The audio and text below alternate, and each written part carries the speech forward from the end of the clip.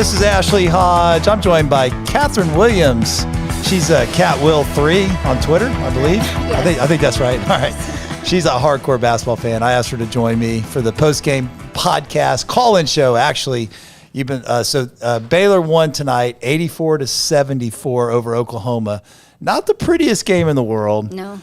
There's a lot of turnovers for both teams. Baylor turned it over 20 times. Oklahoma is not good at taking care of the basketball. They turned it over 17 times. But the Bears were able to win primarily behind a dominant performance on the glass. They out-rebounded Oklahoma 34-16. Right. That was huge. And they also were able to get key buckets down the stretch. James Akinjo had a really good game, 27 points. Adam Flagler chipped in 22. They really carried the load from a scoring perspective. Jonathan was very efficient, 12 points, 6 for 7. Catherine, what did you see tonight? What did you like? What concerns you? Big takeaways I had was there was a lot of sloppy play, the 20 turnovers, obviously. I think to get out with the win with 10 points, playing that poorly, and fighting the officials, I thought that was a very poorly officiated game. 10 points, it was a little stressful, but I'll take it. Maybe a little let down from Iowa State, quick turnaround. So I'll take this win. Oh, yeah. Like Scott Drew said on the post game, any win in the Big 12 is a great win because it's usually against a tournament quality team. So if you win a game in the NCAA tournament, you're happy no matter how you win it. And tonight we won a game that was, it was an ugly game. But in the first half, they really had it going on. Right. Offensively, they were very efficient. We couldn't stop them. They couldn't stop us. 45-36 at halftime. And then it just became kind of an ugly slugfest in the second half. Lots of turnovers, plenty of free throws. Baylor ended up 16 for 20 at the free throw line, which is really good, 80%. Oklahoma was really good too. Yeah, they were 85%, 11 for 13. But to be able to convert those free throws down the stretch, and especially Flo Thamba, 4 for 4, that was big. He's gotten a lot better. Yeah, in the last few games. Absolutely. LJ Cryer hit the front end of a 1-and-1, and he made his second one. And I believe Adam Flagler made the front end of a 1-and-1 and also made his second one. So that's good to see because if you miss that front end, it's like a turnover. Right. And we did plenty of that tonight. Yeah. We don't want to do more than we have to. The call-in number, I think it's Armstrong, remind me, is it 254? You got it there. 339. I can't read. 1122. Okay. 254-339-1122. This is a call-in show, and it's always better to get calls on call-in shows. It makes it more entertaining. So give us your calls, your comments. We'd like to hear from you. Catherine, while we're waiting for calls, I want to hear about Oregon because you went with the team to Oregon. And I want to hear about that experience. I just did that for Iowa State, and it was awesome. So anything stick out? Like, did you go? Did you do the chapel? Did you do the whole experience? Okay. Did all of that. Best trip of my life. It was so fun. Got to eat dinner sitting next to Jerome Tang. So literally like 45 minutes just hearing him talk was awesome. The film session was awesome. The scouting, I thought that was really cool. Yeah. At one point, there was like a table for the group of us that were there as, Bear Foundation. And Jeremy, it was lunch, and Jeremy set his plate down, and I started freaking out. And I had to go to the bathroom, and I looked at the development guy, and I said, if I start geeking out, stop me, because Jeremy's like my new Jared Butler. But he didn't end up eating at our table. But just to be that close and around him and see everything that goes on, how they prepare, was just amazing. And Oregon was really fun, too, Eugene. I've never been to Oregon. I want to go. I know we play a football game there in a couple years, or maybe like 2027 or something. It's a few years from now, or maybe even 2029. But hopefully I'm still alive to go to that game. So who did the chapel? It was Alvin. Alvin, Alvin, awesome. One thing that stuck out when I watched the scout, I've mentioned this, I think, on another podcast, but they're so detailed in their scouting that they actually scouted the tip. Like, the referee, pauses for a couple seconds, throws the ball up, and Flo actually won the tip against George Condit for Iowa State, even though Condit is a better leaper and a little taller. So I think that level of detail is a reason why, Baylor is so good. And the hottest team in the nation stays hot with 20 wins in a row. And it's something ridiculous. I think it's I think it's like 68 of the last 74. I mean, which is crazy. Wow. They are the hottest program in America. But it wasn't the prettiest game. No. I think our freshmen, welcome to the Big 12. LJ Cryer too. They did not have their normal productive games. Kendall Brown kind of struggled to produce much. Second time he's struggled when the scouts are at Farrell Center. Okay, yeah, maybe a little pressure. Yeah, it could be a little pressure on him. Matthew Meyer, he had a pretty impactful game. Yes, he was good on the boards. He made a great block and converted a layup late in the game, which was huge on hometown boy Gibson. Emoji Gibson, yeah. Emoji was only 1 for 6 from 3. I think he shot bad last year too when he came to the Farrell Center. So we've really held him in check from 3-point line. But overall, just another great win, and 14 games, 14 wins. Can't get any better than that. And TCU's next. TCU on Saturday. We can't overlook them. Yep. They're playing well right now. Oklahoma was playing well right now too. I watched them spank Arkansas. Yeah. They looked really good against Arkansas. I'm nervous before every game, so I was reasonably nervous before this game, and I'm glad it panned out. Yeah, I agree with you. And the TCU, the thing about them, we saw this 2 years ago when we went there, and even last year we pulled away at the end, but we struggled with them last year. I mean, they play every game against Baylor like it's the Squid Games. Exactly. Like it's like they're going to die if they don't beat us. Right. And Baylor maybe sometimes plays a little bit more complacent because they don't probably feel the hate and the rivalry towards TCU like TCU feels towards Baylor.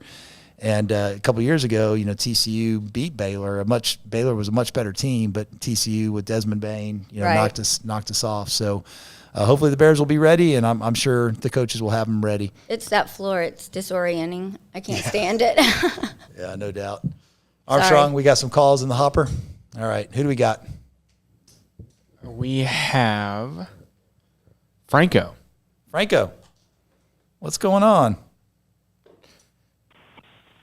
Well, hello, Ashley.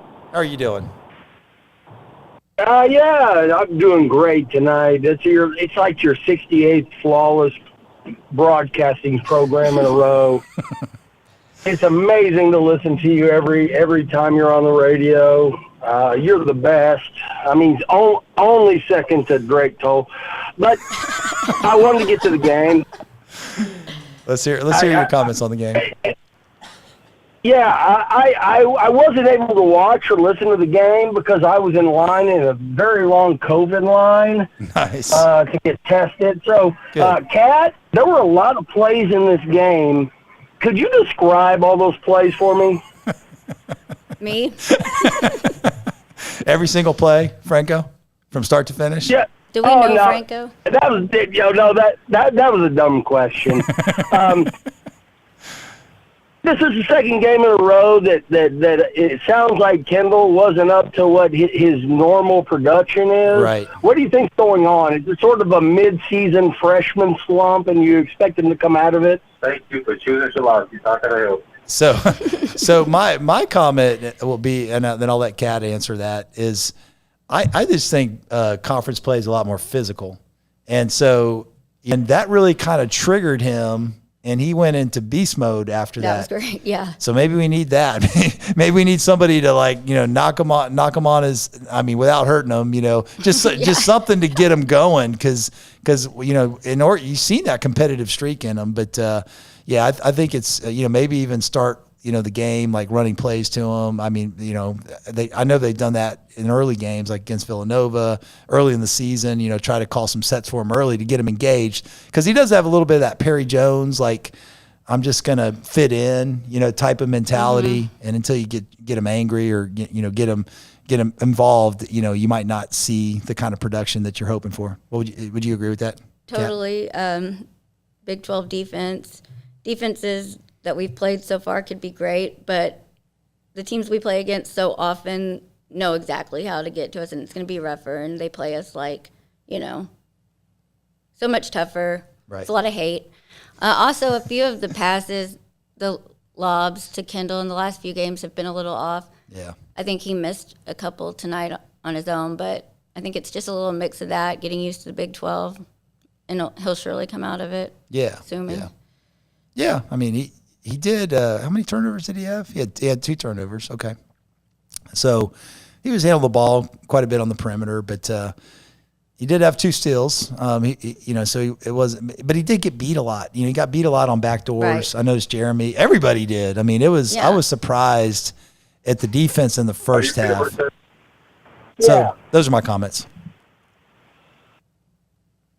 Okay, well, thanks, Ashley.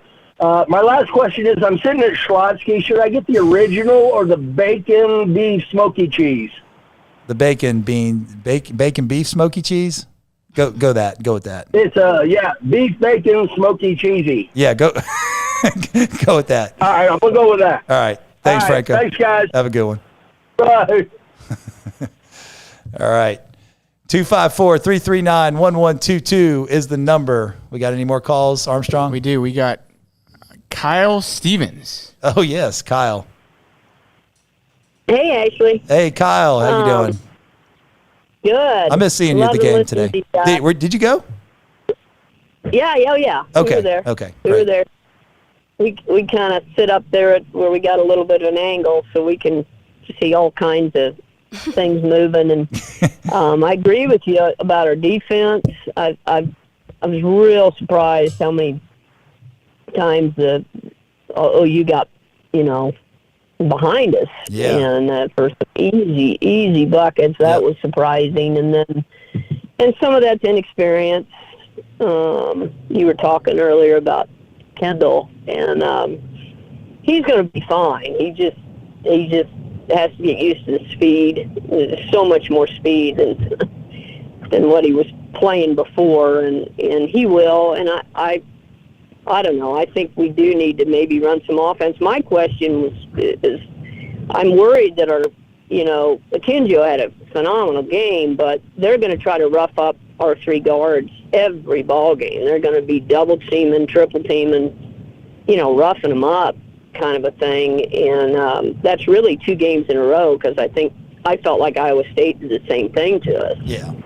And so they're shorter. We got to answer that. Yeah, they're shorter. I mean, Adam's 6'3", but James and LJ are 6'1". So, if you can trap them, you can get them into some trouble where they can't see open guys.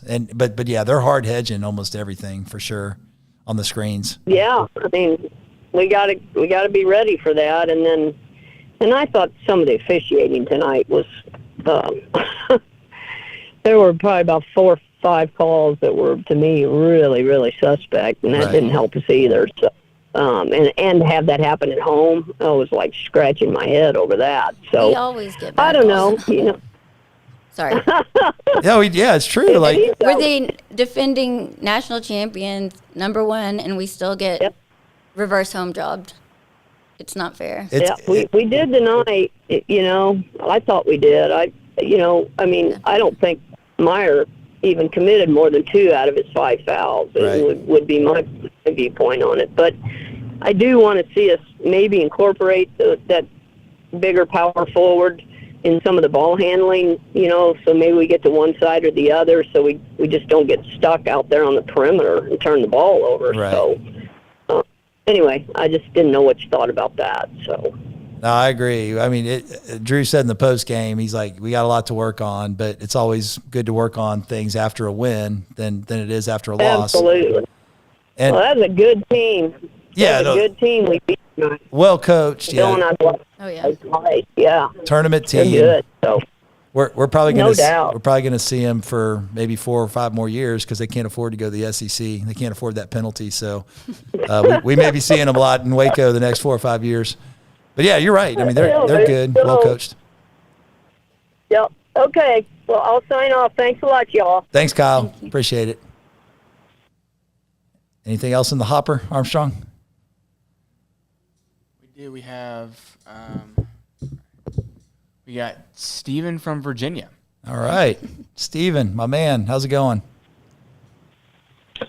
Hey guys. I think we're having a couple of these games where people keep getting close, but not close enough, and you just don't go undefeated in today's college basketball world. I think even last year, if you take out the COVID Kansas game, kind of came into that Oklahoma State game a little too big for our britches, and you were kind of talking about this with TCU. I just don't really see continuing to kind of like lose yourself for a few minutes and then find it again. Unfortunately, Baylor's defense just seems to be so dominant that it almost doesn't matter some nights, and they can beat you offensively too. But I just can't really see this like kind of letting them get back in and then all of a sudden, like turning it back on at the end. This like made me feel a whole lot more nervous. And I would say that these players, like the culture and the toughness that everyone brings to like bring it on defense or on rebounding on nights that they don't have it on offense, it's really remarkable because that's not how it is in a lot of places. And I think that would affect like Matt Meyer's draft stock more than like coming out here and like going 7 from 14 from 3.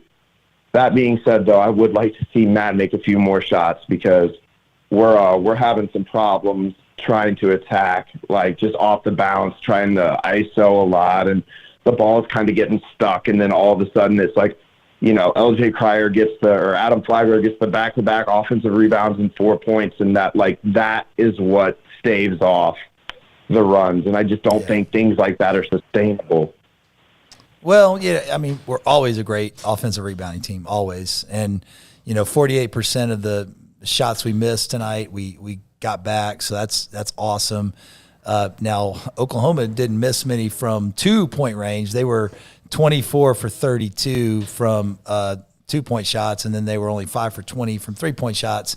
But they only rebounded 12% of their misses. They only had 3 offensive rebounds, so that's terrific.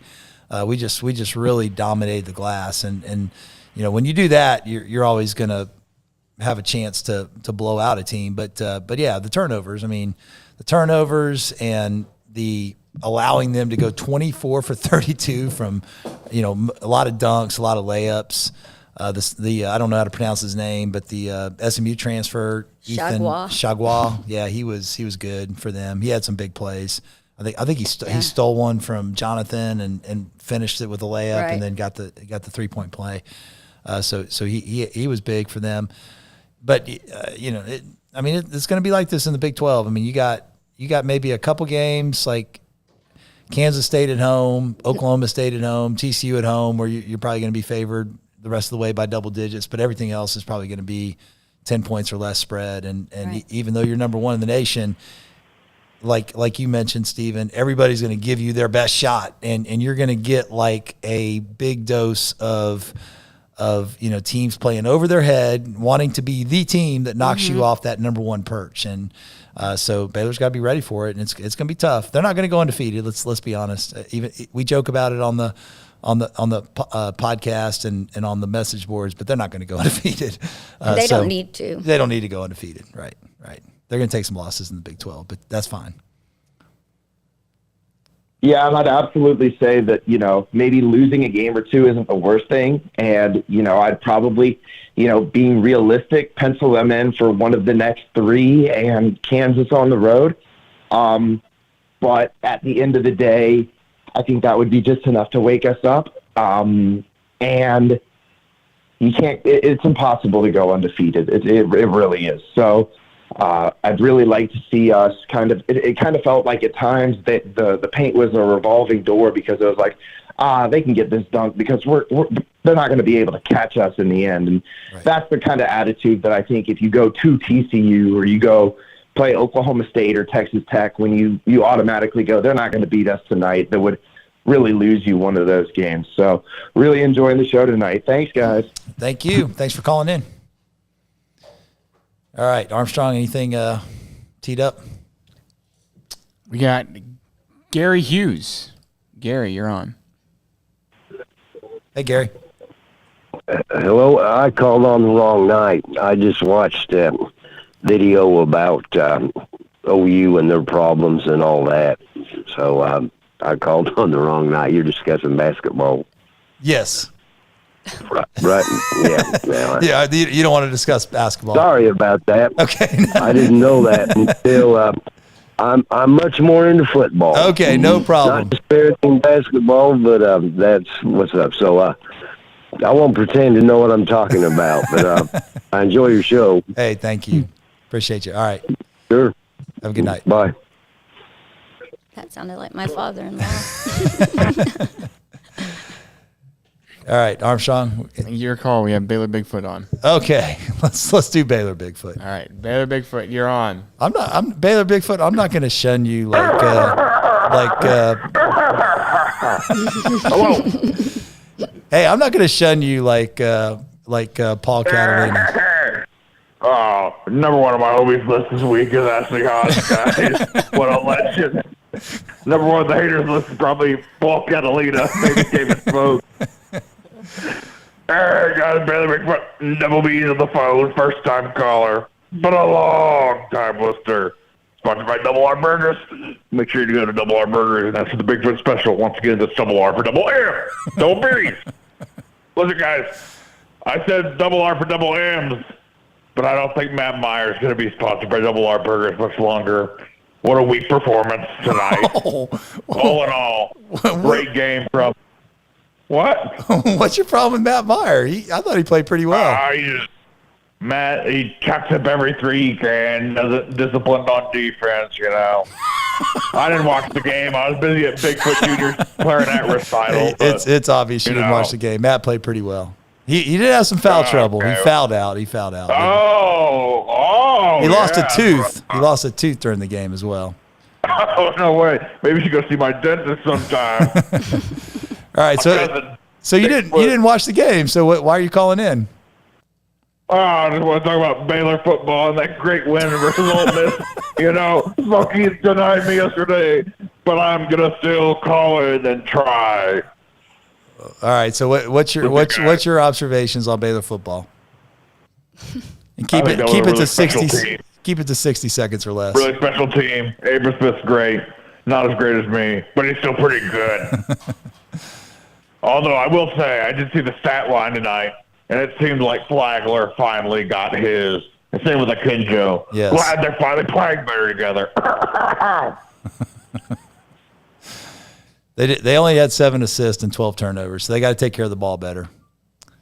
But they did shoot it well. They shot it really well. Yeah, that's what I look at. That's what everyone else looks at. But I look at points. The points are what really matters. Well, Baylor Bigfoot, I got to give you some credit because you said that once Jens Danielson left the Baylor football program, the offensive line would improve. And I think we have to give you credit for that. You were right about that. Well, you know, I think I'm always right, but it's nice to hear it from a fan. Oh, give me listen. Nobody's out. All right. That was probably, in all of Baylor Bigfoot's calls, I'd have to rate that near the bottom. I agree. I need subtitles. I couldn't really understand what you're saying. I agree. Subtitles would be helpful. He was right about Jens Danielson, though. He was right. So the shtick, Kat, you probably don't know this, is Baylor Bigfoot used to call in after football games, and when Baylor was struggling last year, he blamed all of their problems on an obscure GA that was on the offensive line. Yeah. Okay. And he says, if we get rid of this guy, all of our offensive problems will evaporate. And so Jens Danielson's probably a really good coach, and he got hired by West Virginia, right? Virginia, yeah. And he's saying, "Take me home, country roads," in celebration. Oh, he did. Oh, shit. He said, I remember that specifically. He said, "Take country roads, take Jens home." I remember that. So Jens Danielson ends up at West Virginia as a paid position coach. Yeah, and he's probably a good coach. Yeah, he's probably a really good coach. But Baylor's offensive line did improve a lot. So I'm kind of wondering, maybe, I'm sure it's blind luck, but maybe there was something to it. Someone named Eric Mateos had something to do with that. Yeah, Eric Mateos and, obviously Grimes, great offensive coordinator. Sure. All right, any other calls in the hopper right now? Oh, man, we haven't heard from T-Rex. What's he? He was at the game. Yeah. Sleep at the wheel tonight? All right, no text either, right? Okay. All All right, so let's kind of wrap it up. We'll give people a couple more minutes. The number is 254-339-1122 if you want to call in on the postgame call-in show. Baylor 84, Oklahoma 74. So, Kat, do you watch a lot of games other than Baylor? Do you watch other Big 12 games? Yes. Okay. I do. I haven't watched a ton of other ones, but I've seen some big ones. Yeah. Okay. How would you rank? Like, who do you think the main competitors for the Big 12 title? They play 18 games. Baylor's in a driver's seat because they got a really good road win against Iowa State. So they're 2-0, but obviously Kansas is going to be up there. And I think Kansas will play us extremely hard. I feel like Bill Self hates us the most, and it kind of motivates them, I guess, now. Yeah. They aren't as great as everyone thought. Maybe the pieces aren't gelling the way, obviously, Baji is blossomed and Brown. Yep. He annoys me, but he's really, really good. I like to call him Baby Dahmer. Doesn't he look like Jeffrey Dahmer? He looks like Hitler used to me a little bit. It's that pale skin. That's horrible to say, and that's not Cat's why. throwing the bombs. You're giving some good bulletin board material, but I'm sure the Kansas fans aren't listening to this. They're not listening to this. If they are, I have a lot more. Apparently, McCormick's been benched, which I've always known. He was never going to be an Azubuike, and once they lost him, they've kind of lost that, what we do now, that slam, that alley-oop slam game that we play. But I still think they'll probably be our toughest. Someone was saying West Virginia will be our first loss. I don't know. I don't know about that. They're solid when they're at full strength. They played Texas with two arms tied behind their back because they had their best player wasn't playing, Taz Sherman, and their best defensive player, Azaboyan, wasn't playing. And Taz gives us fits. Has for 3 years. Yeah, he did. Texas beat Kansas State tonight, and then Kansas and Oklahoma State are tied at 29-29 now. Go OSU. Yeah. Love Mike Boynton. Yeah, he's a great guy. Man, that spread was only 6.5. Kansas was only favored by 6.5. So Oklahoma State at Oklahoma State always gives Kansas trouble. Does it? That is like, it doesn't matter how good or bad the teams are. It seems like Oklahoma State has their number, especially at home. Right. But I'm worried about Texas as well, just because Chris Beard's. Yeah, he may figure it out. He's got a lot of talent, but he's got that culture. The problem with Texas from deep down. Yeah. I don't think he can change it. It's not going to change. John Wooden Jr., as I like to affectionately call him. Yeah. One surprising score tonight is Marquette is up 42-22 on 16th ranked Providence. Wow. Providence was favored in that game, so that's a big surprise. Vanderbilt's up on Arkansas 53-51 into the second half. So just a couple other scores from tonight. Has Musselman been ejected yet? Just kidding. He may get there. We got a caller. Okay. Who do we got, Armstrong? KB. Who's this? Welcome to the post-game call-in show, KB. Hey, Ashley, it's KEB. Oh, yeah. What's going on? How you doing? Not too much. I just figured, it's kind of a slow night. Bigfoot was way off tonight, so I figured I'd chip in a little bit, give you a little bit of help. I appreciate that. And have some intelligent discussion about what the deficiencies in tonight's game were. It was a great game to win by 10, but the defense to me just looked like it was totally out of sync for a significant chunk of the night. I lost count of how many buckets they got on back cuts. Yep. And I was really sort of at the point, from a biblical standpoint, wondering if Tanner Groves was Moses. It's like, part the waters and just let him go to the glass uncontested. The very end of the first half was unbelievable. Yes. Straight down the floor, dude goes right to the glass and lays it in with 6 seconds on the clock when he starts at the baseline. So what was going on with all the back cuts, and how does that play into the no middle defense that we're trying to run, and what Moser saw that gave him the opportunity to do all that to us tonight? That's above my pay grade. Mine too. I don't know. Obviously they saw something in scouting us that we like. I know the no middle defense. We're trying to keep people on the side. Where the way you attack it is you quick passes, quick ball reversals to the middle. But yeah, like the backdoor cuts, they were doing that well. It did, it brought flashbacks of playing Illinois, Loyola Chicago against Illinois in the tournament last year when they upset Illinois, because it was a steady dose of back cuts and easy layups at the rim. For those that watched that game, I think it was right before our game against Wisconsin, if memory serves me right. Yep. But that's exactly right. Yeah, so that's in his DNA of what Porter Moser likes to do. Scott did mention, on the plane ride back, Scott and I think Jerome Tang had the scout tonight, and maybe Aditya and a couple of GAs were like breaking down film on the plane ride. They had kind of one eye on the Sugar Bowl, but very loosely. They were pretty deep into concentrating because they knew they were under the gun. We had weather delays, late flight back Saturday night. Oklahoma also played Saturday night, so it's not like we had a big advantage. In fact, we were watching that game, their game against Kansas State. There was, we had maybe one television on the Kansas State game, Oklahoma game, one television on the Sugar Bowl. But my point is, Drew is a little bit nervous because he's like, man, this is a quick turnaround. If it's a team we've already played before and we've got tons of scouting information on them already, like a Bruce Weber or a Mike Boynton, it's one thing. But because Porter Moser is a new animal for us, then we gotta, it could be an ugly game because they don't really know us, we don't know them. It's new, so maybe the second time around will look a lot better. But of course, they're going to have a lot of confidence because they're going to be playing us at home, and they are like, hey, we can compete with Baylor, we can beat Baylor. We've got a formula to do this. And to your point, even though they were only 5 for 20 from three, I thought they had a lot of good open looks that they just missed, and.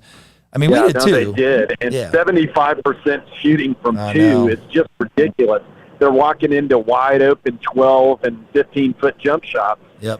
And what worries me, just to follow on for a second, about the lack of familiarity with Moser and this being the first matchup, thankful that we checked that one off as another great coach that he's beaten. But that's also a blueprint for a bunch of other teams in the conference that are every bit as talented, if not more talented, than Oklahoma to use in their scout to break our defense down. So we've got some work to do to plug those holes. Sure. Yeah, no question. But a good game to win. Good game to win by 10. And always, it'd be against my religion if I didn't throw out at the end that the officiating was egregiously substandard.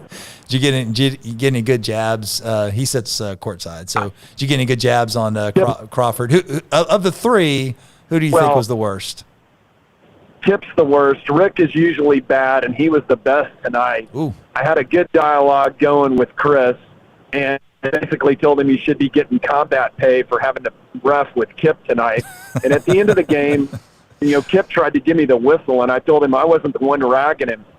But I did give him a little grief, but there were some others giving him a harder time than me. Oh, he tried to hand his whistle to you, like, why don't you come do my job? He got a little literally. Oh, that's funny. Have some witnesses. Witnesses. It was great. The bald head ref. But I'm not worried about COVID from Kip. I think he's got some more deep-seated problems that are infectious. So, and some of them ooze out of that bald head. So it is what it is. Yeah. Well, hey, man, appreciate you calling in. And great to talk to y'all. Appreciate what you do. Thank you. And you cannot win 21 in a row. It's statistically impossible until you win 20 in a row. So next up is beat TCU, and then we got a big game at home against Texas Tech next Tuesday night. So put that on your calendar. That's going to be a war.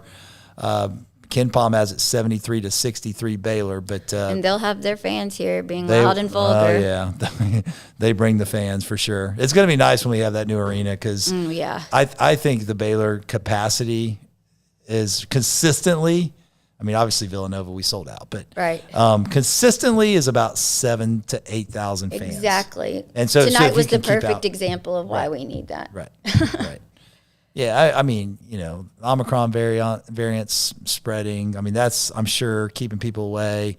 6:00 start, it's going to keep people away from the holiday. Right. Maybe Baylor travelers are exhausted from New Orleans. It was actually a surprisingly good crowd. It was. It filled out. Right. At first, it looked a little depressing. But yeah, to based on a weeknight game for a Big 12 opponent with no students, I was expecting maybe a little less than we had. I think it was pretty good. And I would say it's probably 70% full. Would you agree with that? Yeah, I think so.